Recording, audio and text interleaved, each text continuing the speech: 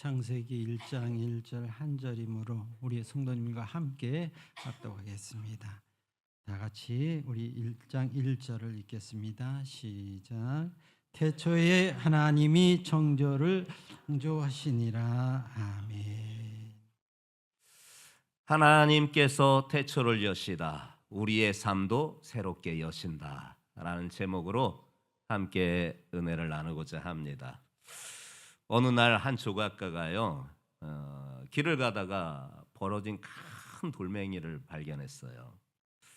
너무 거칠고 모양도 일정하지 않아 누가 봐도 쓸모없는 그런 큰 바위돌이었어요. 하지만 그는 그 큰 돌을 집으로 이렇게 가져와서 정성스럽게 다듬기 시작합니다. 그런데 시간이 흐르자마자 어느 정도 시간이 흐르니까 그 돌이 점점 갈수록 아름다워지는 거예요. 아름다운 조각상으로 변하는 거예요.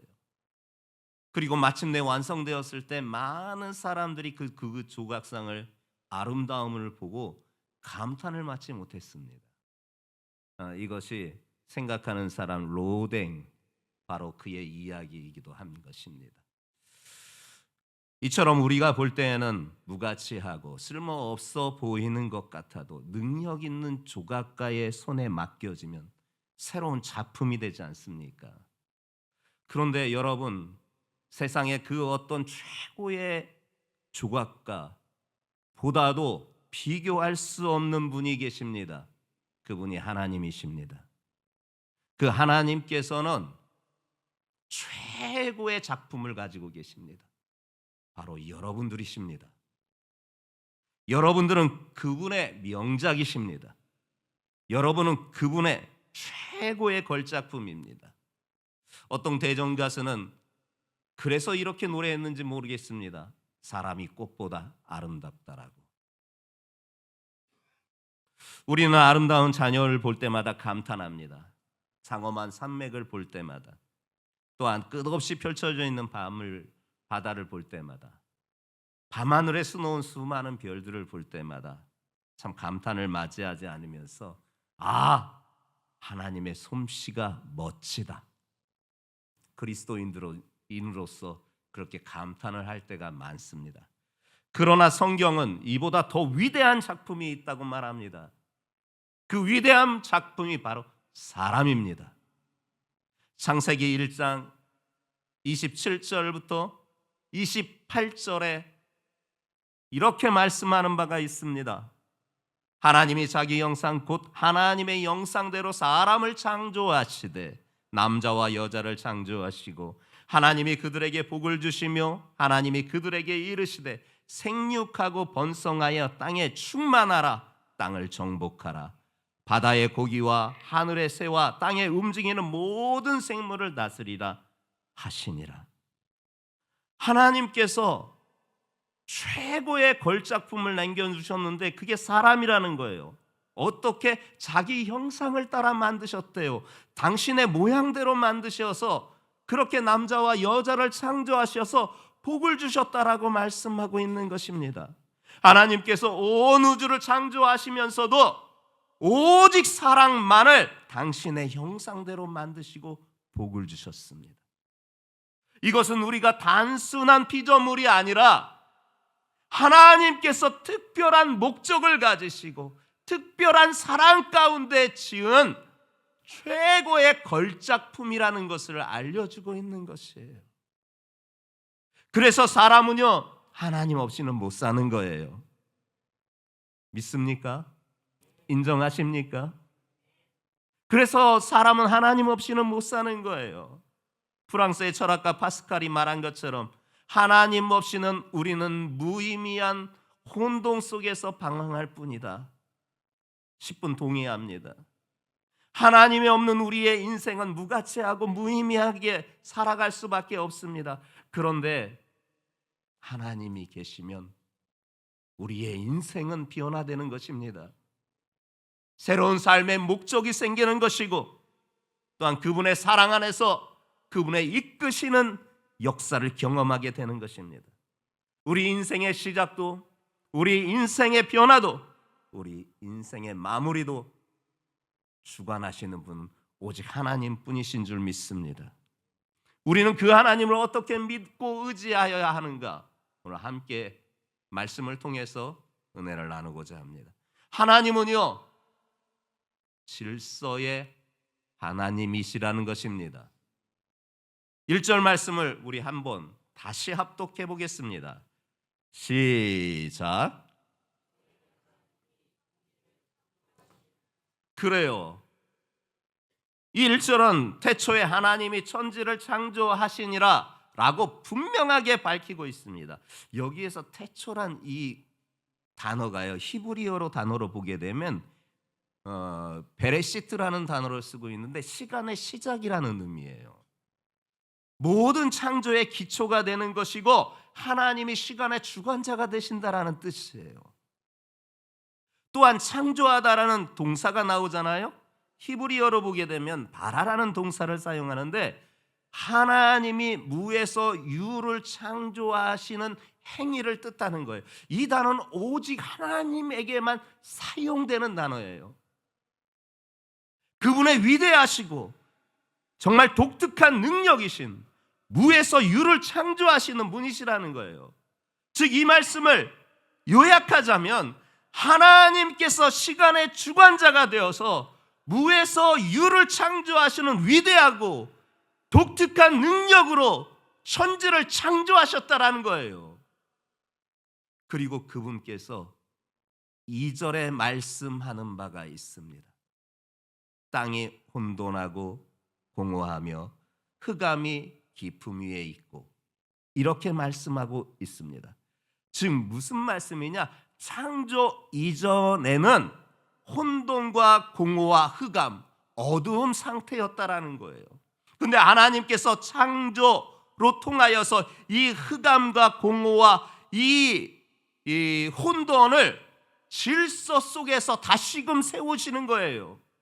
그래서 3절부터 첫째 날은 빛을 창조하시고 이후에는 하늘과 땅을 나누시고 바다와 육지를 구분하시고 또한 해와 달과 별들을 제자리에 두시며 하나님께서 그렇게 혼돈과 공허와 또한 흑암에 있었던 것을, 그렇게 무질서하게 있었던 것을 이젠 질서 있게 그렇게 만드시고 계셨다라는 것입니다. 그리고 하나님께서 홍수 이후 창세기 8장 22절의 말씀을 통해서 보게 되면 땅에 있을 동안에는 심음과 거둠, 추위와 더위, 여름과 겨울, 낮과 밤이 쉬지 아니하리라 이리 말씀하시면서 하나님께서 자연을 질서로 세우셔서 그렇게 유지하고 계신다라는 것을 분명히 밝혀주시고 계시는 거예요. 하나님은요, 무계획적이고 즉흥적인 분이 아니셔요. 그렇게 일하시는 분이 아니시라 계획 가운데에서 질서를 세우신다라는 사실을 밝혀주고 있는 것이에요. 하나님께서 창조뿐만 아니라 우리 인간의 역사 속에서도 질서를 세우시는 분이세요. 이스라엘 백성들이 애굽에서 나왔을 때 오랜 날 노예 생활을 했었잖아요. 그래서 질서가 없었어요. 왜냐? 법이 존재하지 않았기 때문에. 그렇기 때문에 하나님께서 그들에게 십계명과 율법을 주시면서 신앙과 삶의 질서를 잡아주신 거예요. 뿐만 아닙니다. 고린도 교회도 보세요. 얼마나 혼란 가운데 있는 초대교회의 모습이었습니까? 그런데 하나님은 그 교회 공동체 안에도 질서를 중요하게 여기셨던 거예요. 그래서 사도 바울을 통하여서 고린도전서 14장 33절에 이렇게 말씀하고 계시지 않습니까? 함께 합독해 보겠습니다. 시작.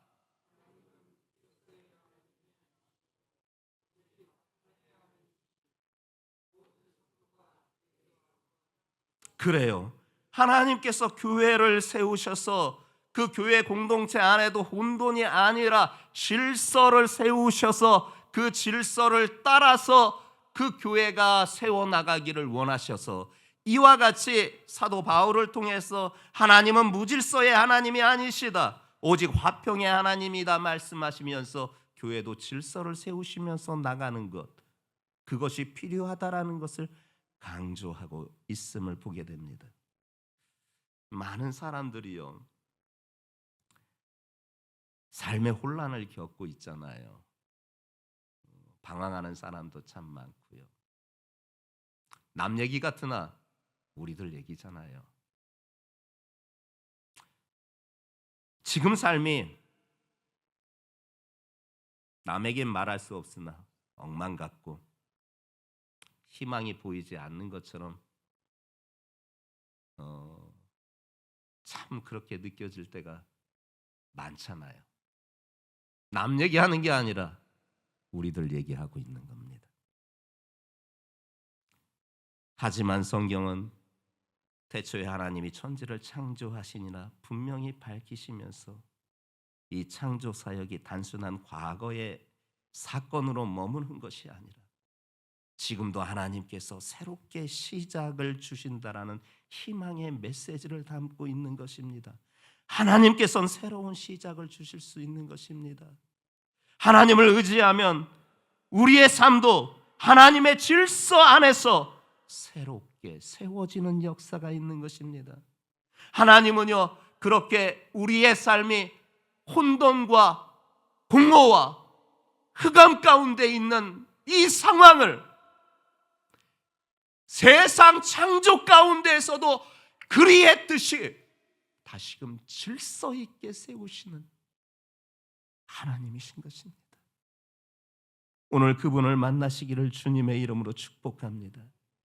시간의 주관자 되신 하나님께서 우리의 시간과 삶도 주관하심을 믿습니다.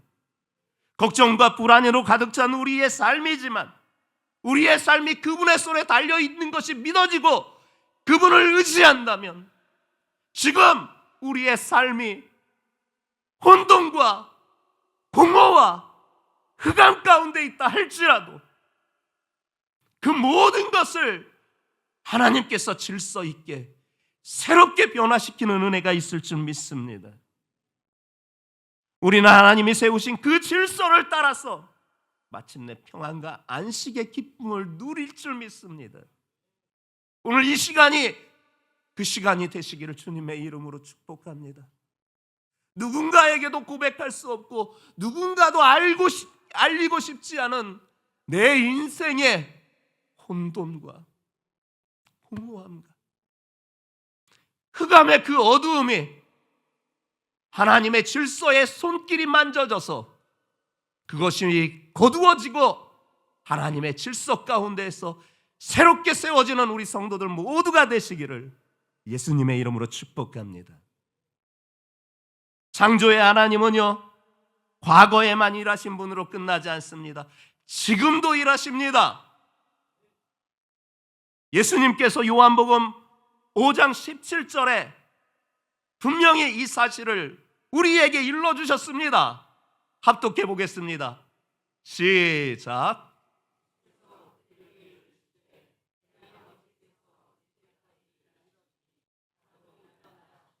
맞아요. 예수님께서 분명히 말하셨습니다. 하나님이 창조 사역 후에도 끊임없이 세상을 주관하시고 끊임없이 인간의 삶과 역사 속에서 일하고 계신다라는 사실을 분명히 밝히시며 아버지도 일하시는데 아버지도 지금까지 일하시는데 나도 일하는 것이 합당하다라고 분명히 말씀해 주셨어요. 여러분, 인간의 삶과 역사 속에 하나님이 어떻게 일하셨습니까? 아브라함 보니까요, 이 갈대아우로 잘 살고 있던 곳에서 갑자기 하나님께서 그를 만나 주시는데 네 친척분 또 아비집을 떠나서 내가 너에게 지시한 땅으로 가라고 명령하세요. 이 사람은 무슨 배짱인지 그 하나님의 그 말씀에 따라서 다음날 바로 짐을 쌉니다. 당시에는 부족 국가였어요. 부족 국가다 보니까 다 자기 식구들로 이루어진 부족이었어요. 자기 다 가족들이에요. 친척들, 사촌들, 뭐 이렇게 부족 국가로 이루어져 있어요. 왜냐? 그 당시에는 그렇게 살아야만 외부의 침입을 그나마나도 막아낼 수 있어서 당시에는 부족국가 형태를 가지고 있었거든요. 근데 거기에서 이탈한다라는 것은 이제는 생명을 담보로 하고 있는 거예요. 생명을 보장할 수가 없는 상황이에요. 근데 이 사람은 무슨 배짱인지 짐을 싸네요. 그리고 자기 아내와 자기 소유물과 자기 종들과 그리고 조카 하나를 데리고 하나님께서 아직 어디로 가라고 얘기도 안 하는데 그냥 자기 가족들을 떠나요. 그리고 하나님께서 시시로 때때로 일러주시는 길로 그 목적지가 어디인지도 알지 못하는 상태에서 그렇게 가거든요. 젊었으면 좀 다행이에요. 젊어서라면 도전의식이 있으니 용기도 좀 생길 만하니 그렇게 할 수 있는데 그의 나이가 75세였어요. 그런데 하나님은 그의 순종을 통하여 새로운 시작을 열어주셨습니다. 이스라엘 백성도 그래요. 바벨론 포로로 이젠 절망에 빠진 이스라엘 백성들의 삶. 근데 하나님께서 이사야를 통하여서 그들에게 선포하시는 말씀이 있어요. 이사야 43장 18절부터 19절에 그 포로 생활의 절망 가운데 빠져 있는 그들에게 하나님께서 이사야를 통하여 선포하시는 말씀이에요. 너희는 이전 일을 기억하지 말며 옛날 일을 생각하지 말라. 보라, 내가 새 일을 행하리니 이제 나타낼 것이다. 하나님은 포로 생활의 절망에 빠져 있는 이 그들을 다시금 회복시키시고 새롭게 출발하게 하시는, 새롭게 시작하게 하시는 은혜가 덧입혀 주신 것입니다. 왜 이것이 성경의 사례가 우리에게 주어졌는가? 우리의 삶도 똑같다라는 거예요. 우리의 삶, 우리의 인생의 역사 속에서도 때로는 포로 생활과 같은 절망 가운데 있어도 또한 아무 힘이 없고 더 이상 장래에 대한 소망이 끊어진 그런 생물학적인 나이뿐만 아니라 마음에 무거운 짐이 있다 할지라도 그분의 명령에 순종할 때 그분께서는 우리의 삶도 새롭게 열어주시는 것입니다.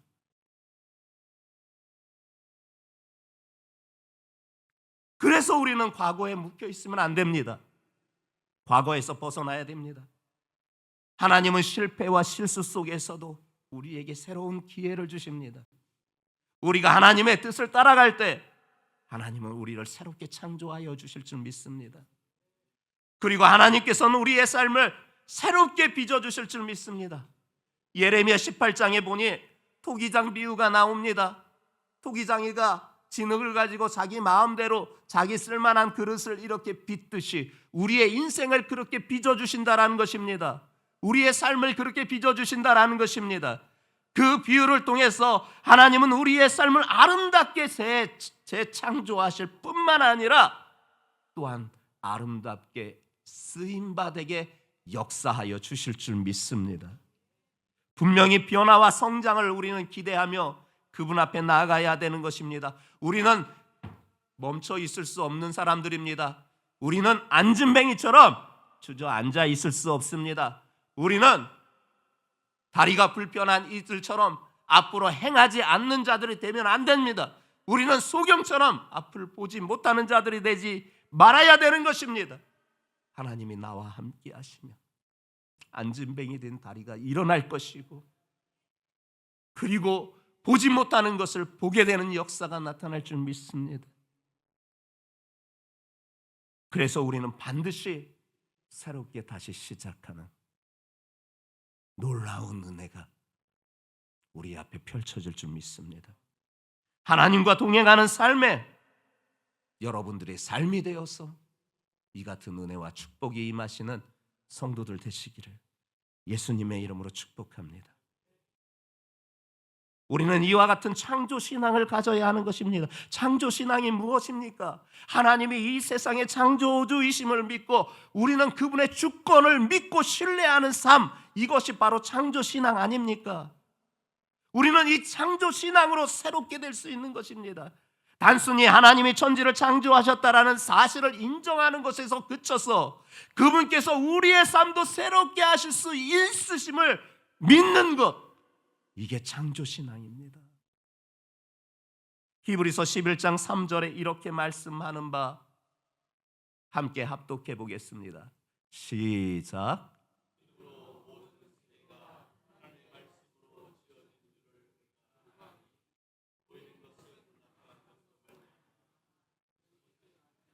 그래요. 믿음으로 모든 세계가 하나님의 말씀으로 지어진 줄 우리는 아는 존재들 아닙니까? 믿음으로 우리는 그것을 알아요. 믿음으로. 하나님의 천지를 창조하신 이 사실을 인정하는 것에서 그치지 않고 우리의 삶도 새롭게 변화될 것이라는 것을 믿는 자에게 하나님께서는 새로운 역사를 이루어 주시는 것입니다. 이 창조 신앙은요, 보고 믿는, 그리고 지식으로 아는 것이 아니에요. 보지 않고도 하나님의 능력을 믿고 하나님의 능력을 신뢰하면서 나가는 믿음인 것입니다. 그 믿음이 있는 자에게 하나님은 새로운 역사를 이루어 주시는 줄 믿습니다. 우리는 그분을 만나야 합니다. 오늘 그분을 만날 때 우리의 삶이 이렇게 완전히 변화될 줄 믿습니다. 베드로 보니까요, 어부였잖아요. 예수님을 부름을 받을 때 참 좋았을 것 같아. 사람을 낚는 어부가 되게 하겠다. 야, 그런 표현을 평생에 그가 처음 들어봤을 거예요. 아, 멋진 예수님의 표현에 압도되어서 자기 의지와는 상관없이 무의식 가운데 예수님의 말씀에 따라서 따라가게 되었잖아요. 그런데 그런 베드로가 예수님이 십자가를 지시게 되는 그 전날에 밤에 3번이나 예수님을 부인한 실패를 경험하잖아요.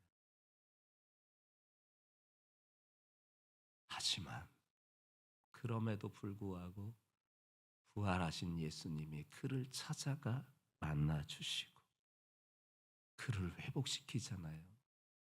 네가 나 사랑하느냐? 내가 사랑합니다. 그러면 내 양을 먹여라. 네가 나 정말 사랑하냐? 내가 주를 사랑하는 줄 주께서 아시지 않습니까? 그럼 내 양을 쳐야지. 네가 정말 나를 사랑하냐? 심각한 고민에 빠지잖아요. 내가 당신을 사랑하는 줄 당신이 아시지 않습니까? 그러면 내 양을 먹여야지. 지금 뭐 하고 있어?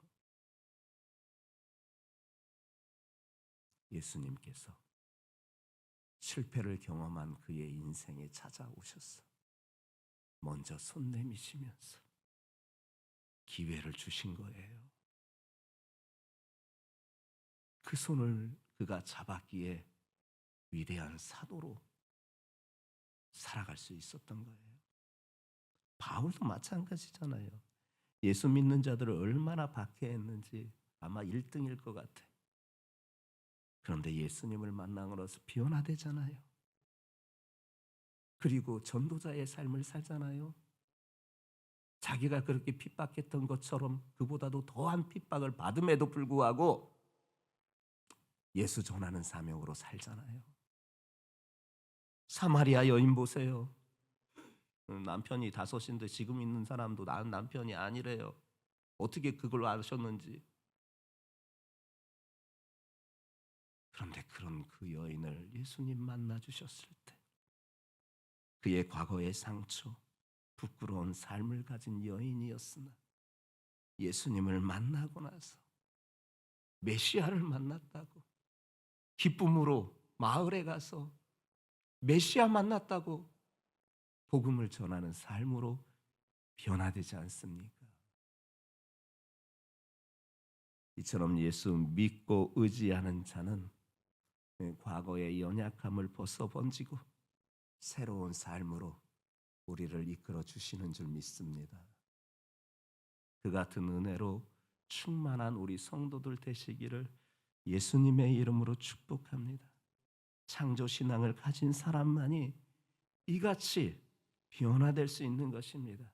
과거의 실패에서 벗어날 수가 있는 것입니다. 하나님의 새로운 역사를 믿음으로 나아갈 때 그 과거의 실패를 벗어던질 수가 있는 것입니다.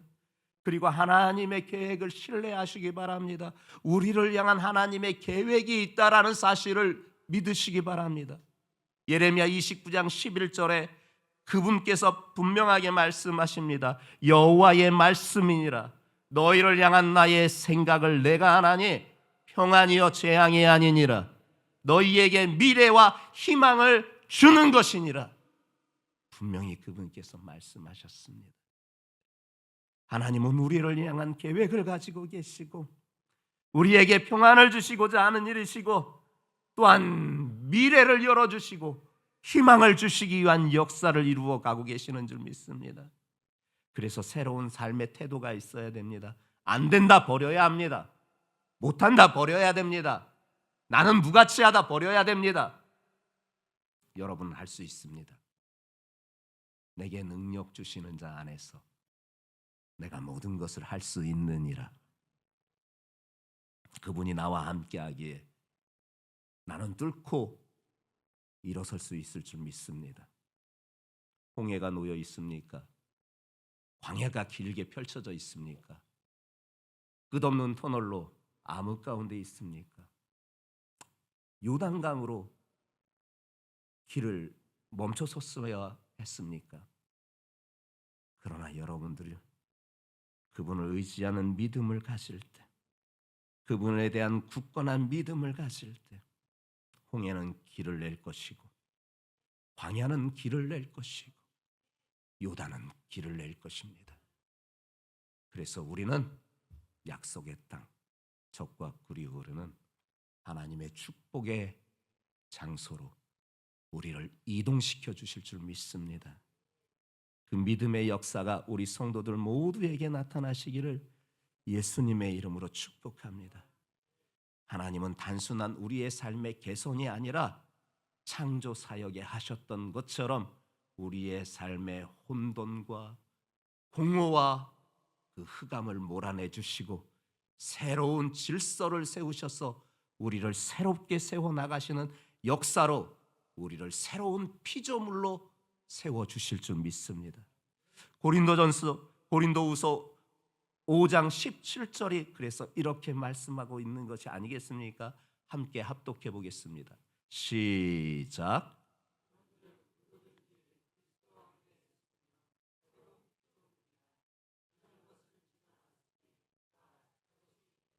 아멘. 우리는 하나님을 믿는 또한 창조 신앙을 가진, 그래서 과거의 상처와 실패에서 벗어나 이제 새롭게 삶이 시작되는 우리 성도들인 줄 믿습니다. 과거의 상처, 과거의 실패와 실수에 머물러 있기보다는 하나님의 창조 사역 안에서 우리도 새롭게 이루실 재창조의 역사, 혼돈과 공허와 흑암이 우리 삶에서 물러가고 하나님의 질서 있는 삶이 우리의 삶에 이루어져서 하나님의 큰 축복이 임하는 우리 성도들 되시기를 예수님의 이름으로 축복합니다.